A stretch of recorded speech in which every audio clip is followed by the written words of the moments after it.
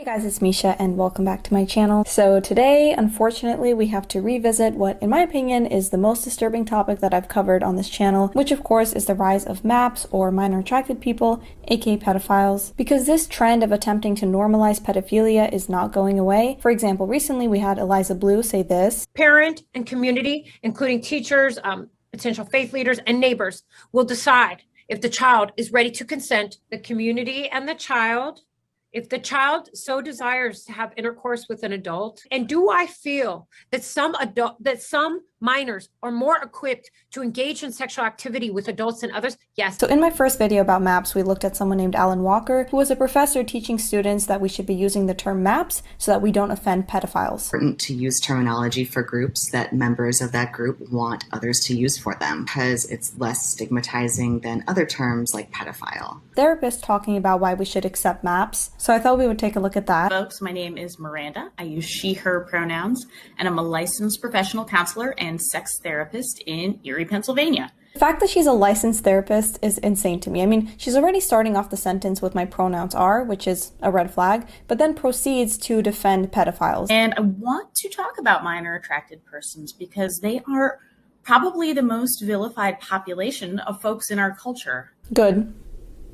As they should be. And most folks are making incorrect assumptions about them without actually knowing much about them. Well, I know they're attracted to children. That's all I really have to know. And those assumptions create harm for an already marginalized population. Is only part of who they are and doesn't represent everything that they are.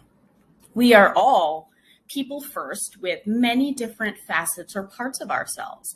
And this includes folks who are attracted to minors. This is like saying he's such a funny guy, we love hanging out with him. He's also a pedophile, but he's also really good at photography. You're gonna look over the fact that he's a pedophile? They've not chosen this attraction, just as the rest of us have not chosen whatever our attraction is. You don't get to choose to be heterosexual or to be gay or whatever you are. I seriously hope she doesn't have children, because I feel like she'd be the type of person to leave them with a map because, you know, she's so PC and we have to be tolerant of them, and just trust the pedophiles that they won't do anything because they say so, right? So we should just trust them, because that's their whole argument. They're saying that because these maps aren't going out and actually touching kids, or so they say, we should accept them and not call them pedophiles, just call them maps, even though their attraction to kids is what makes them a pedophile. There's also this strange argument that they're making that if we normalize this, that will somehow help them go into therapy, right? But they can seek treatment without us normalizing their attraction. If it was normal to be attracted to children, why would you go to therapy? We should be letting them know that it's immoral, that it's disgusting. We shouldn't be sugarcoating it. It's pedophilia. And I understand that the left likes to change language constantly, right? Make up new terms for everything. But this is just way too far to even consider that we should destigmatize pedophilia. Is insane. Especially since there are people right now saying that it's a myth that kids can't consent. We have to do everything we can to help prevent these pedophiles from hurting children,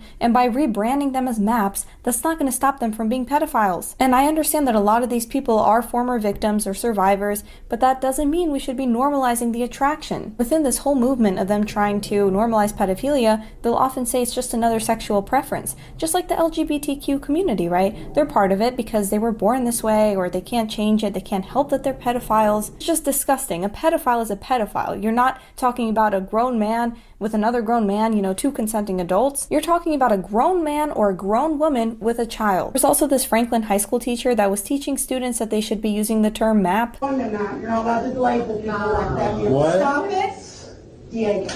Yeah, no, We're not going to call them that.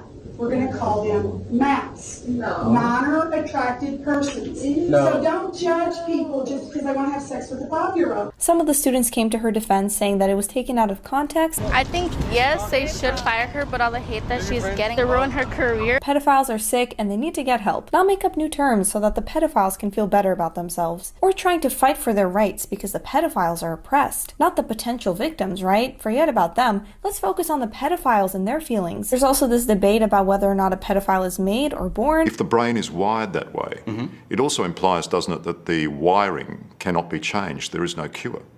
That's what it seems to suggest now. No medication, no therapy, no surgery, that nobody's produced... Well, aside from castration. Well, that's not exactly a cure. That wouldn't turn a pedophile, castration wouldn't turn a pedophile into a non-pedophile. Castration, of course, removes a person's sex drive.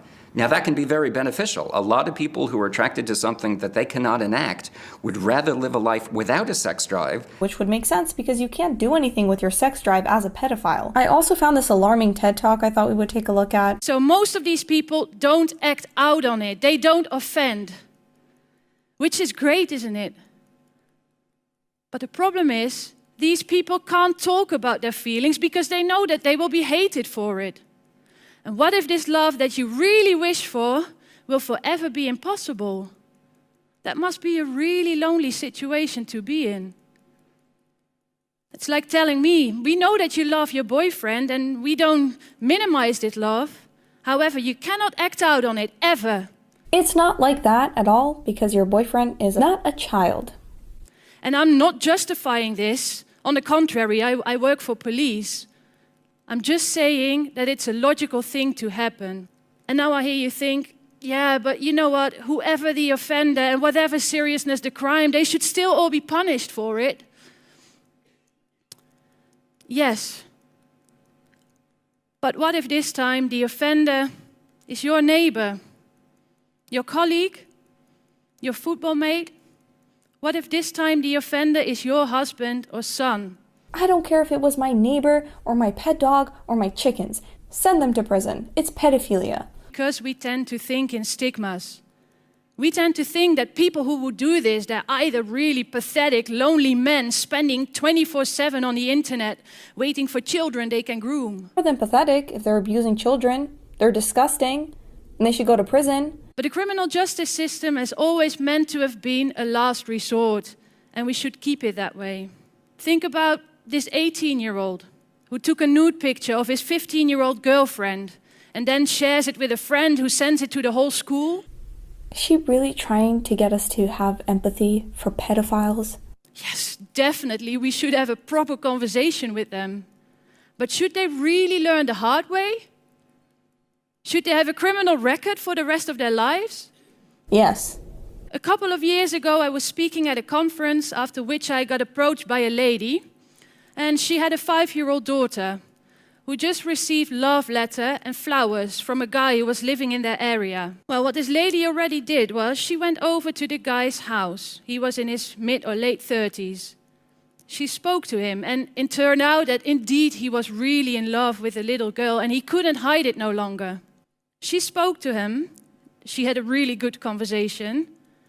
And she convinced him to find psychological help. Yeah, but also call the cops. Call the cops. And what she asked me was, shouldn't I be concerned now? I'm really worried now to let my child play on the street. But what I told her was, at least now you know where the dangers are. And now you can manage this risk. She doesn't even provide any solutions. In the beginning, she's like, I'm going to tell you in detail how we can help them.